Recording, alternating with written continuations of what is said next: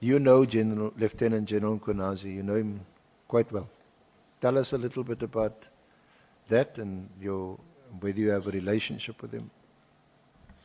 Well, I know him as a police official, a young man in the organization. I think I knew him many years ago. I'm not sure. He was a youngster in KZN. Yeah, I was still a youngster in KZN. Okay. I was by then a director. That was a brigadier then. I was a unit commander of the public order police in Durban. I think somewhere in the year 2000 or 2001, and he was around for, he came at the unit where I was for special task force selection. And they went for selection in the premises, and at some point, I don't know what happened there. Looks like the instructors cheated them in terms of points during selection. Like if you run or you jump certain kilos or you run whatever obstacles within certain minutes you pass, you don't do this, you fail. So how I know him, he just walked into my office at some point and he said to me, "Ena, you can't tolerate what is happening there." The beggar says, "But I mean, who are you? What do you want?" Then he explained himself that I think he was from Public Order Police, Shepstone. He's here for selection for task force, and either two of them and him were robbed or cheated on the selection. They are being made to fail, whereas there is one or two white guys that came behind them. They were made to pass. And so I said, okay, I could see that he was very unhappy. So I went there, the back. Well, I wasn't in charge of those people. They just came to use my premises for selection. So I went to see the instructor and ask as to what was happening. And I did find that, yeah, indeed there is a problem in terms of how they made some pass and some fail. And I said, no, you must rectify this. And they rectified it immediately. And he went for the special task force training. And he came back, stationed at Special Task Force Durban. He worked there. I forgot about him. And then one day he ventured again in my office and said, "No, you can't tolerate what's happening there because the whites are oppressing them and this and that. He wants to go out of this unit." And then I said, "Okay, how many Africans you are there?" I think there were 2 or 3. Amongst over 20 or 8 or 12 whites. And I says, "No, but there is a beginning for everything. You don't run away, you stay there." Then I engaged the section commander in Pretoria for Special Task Force and the divisional commissioner about the conditions. And they addressed them, and then he stayed there for some time. And at some point he was promoted, I think, a captain at the same unit, and he continued working.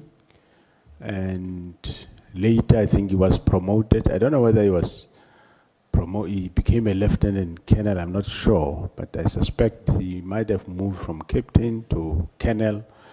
Appointed commander of Special Task Force in Pretoria, and he went Pretoria. He worked there.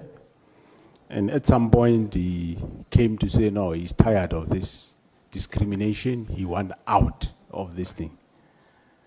And again, I said, but there should be black people in Special Task Force, and there is always a start.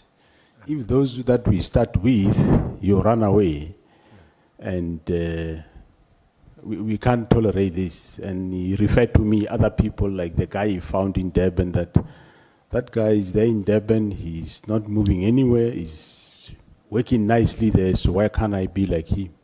Then I said, but there is a start for everything. Then you must stay there. And at some point, I became national head of operations in Pretoria. So he was also falling within my my component. So those challenges still and now and then did come, and I would address them, because as a unit commander where he was, the section commander was a white guy. So, and yeah, eventually became a brigadier or director, and yeah, then he flew on his own. That's how I know him. So you gave him wings? And Yeah, just it took wasn't easy, but Well, and he seems to be the same. If he sees or senses or feels that he's not being fairly treated, he will complain and Correct. take up the issue. Is that how you know him? yeah, no, that's how I know him. Even former Minister Cele described him as a really top cop. You're not surprised with that description? No, I am not surprised. I know how he thinks and how he works. But former Minister Cele did ever say that he's not a politician? And he confirmed last night, he said he's got no interest in politics. No, he definitely have no interest in politics. He's just a cop doing his work, and that is it. Yeah. And yeah, like I think recently they said this fight with General Sibia might be related to the post of DPC advertised. I mean, surely practically it's not possible for him to do that, because, as I said earlier, remember, the national head of DPCI, whoever is get appointed, will be, after appointment, your salary will be based on the most senior deputy national commissioner, which in this case, whoever gets appointed, he will go to the salary notch of Lieutenant General Vuma. He's the most senior now. So now when you go to Lieutenant General Mkhwanazi, he has been Lieutenant General over 10 years. So meaning his notch is far more than the most senior deputy. So practically, he can't be applying for a post where his salary will take a dip. So Is he on 15? yeah, they're all level 15, Yeah.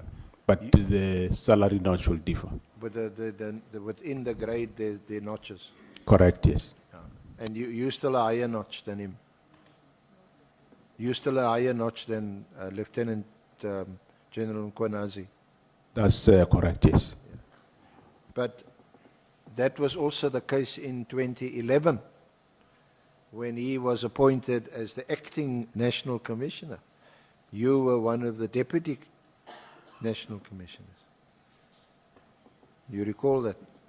I recall that.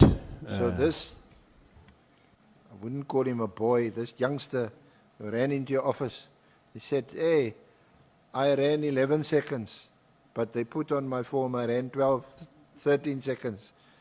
And these other white guys who ran 13, 14 seconds, they've now been appointed and I haven't. This same young man, he now gets appointed as the acting national commissioner. What was your reaction?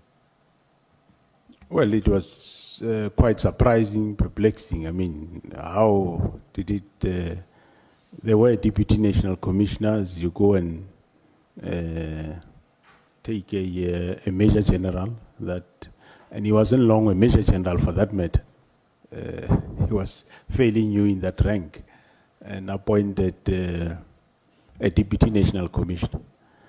But of course, remember, the constitution says the president will appoint a man or a woman as the national commissioner. So the then president, that's what he decided.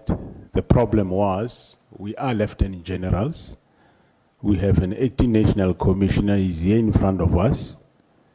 He is a major general. now how do we do now? So you had to promote him. Yes, we had to promote him at least to be equal to us in rank. That's how it happened. And in that relatively, I think it was just under a year, I think he was acting national commissioner for about 10, 11 months. How did you find him as a national commissioner? And you were a deputy. Yeah, well, he, of course, he was new in the field, so he did work with the deputies well, and he learned fast, and even the divisional commissioners, he did learn fast, and he did his best, I think.